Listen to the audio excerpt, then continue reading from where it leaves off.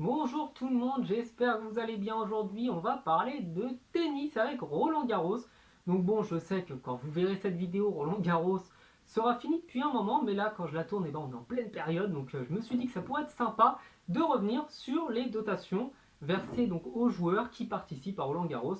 Et vous verrez qu'il y a quand même de grosses différences entre ceux qui sont tout en bas et puis bien sûr les plus grands champions de Roland Garros. Alors pour commencer, ceux qui sont qualifiés, qui passent par les tours préliminaires, s'ils perdent au premier tour, remportent la somme de 7000 euros, donc c'est quand même pas mal, mais il faut voir qu'avec ces 7000 euros, ils doivent se payer un kiné, un médecin, un entraîneur, un conseiller, quoi que ce soit. Bref, autant vous dire que la vie de tennisman professionnel, lorsque vous vous faites éliminer très rapidement dans les grands tournois, n'est pas toujours toute rose. Si vous faites sortir au deuxième tour, c'est pas de bol, mais vous prenez quand même 12 500 euros, c'est l'équivalent d'un an de SMIC. Mais encore une fois, il faut signaler qu'il y a tous les frais qu'il y a à côté parce qu'il faut aussi se loger, payer les billets d'avion.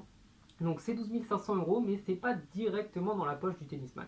Au troisième tour de qualification, là c'est 24 000 euros pour une élimination.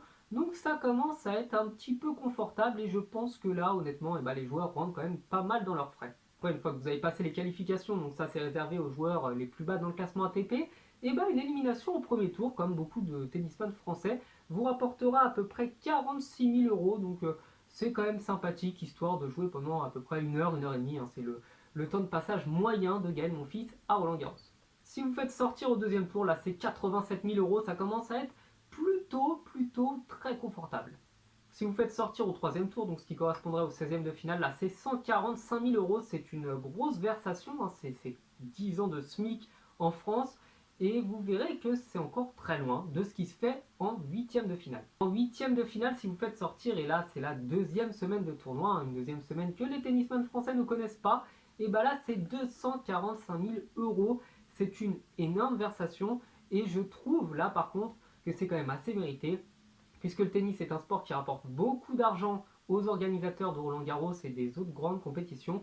Donc c'est normal que les artistes, parce que pour moi ce sont des artistes, récupèrent quand même une petite partie du magot. En quart de finale, là c'est 415 000 euros, donc près de 150 000 euros de plus. Il faut rajouter à peu près 180 000 euros de plus pour les demi-finales avec 590 000 euros versés à celui qui se fait éliminer. Et enfin, le finaliste prend 1 200 000 euros et le vainqueur, là par contre, lui empoche le jackpot avec 2 300 000 euros. Donc il faut savoir aussi, avant de terminer cette vidéo, que Roland Garros est le deuxième tournoi le plus rémunérateur. Et donc on comprend aisément pourquoi autant de tennisman essayent d'y aller, même s'il faut passer par plusieurs tours de qualification. Voilà, cette petite vidéo informative sur le tennis est finie. J'espère qu'elle vous aura plu. Vous pouvez me le dire dans les commentaires et me dire si vous-même vous êtes joueur de tennis, à quel niveau, etc. Moi, ça me fait plaisir de voir un petit peu tout ça. Et n'hésitez pas aussi à me parler de votre club. Ça pourrait être sympa qu'un jour je parle d'un club de tennis sur ma chaîne. Ciao.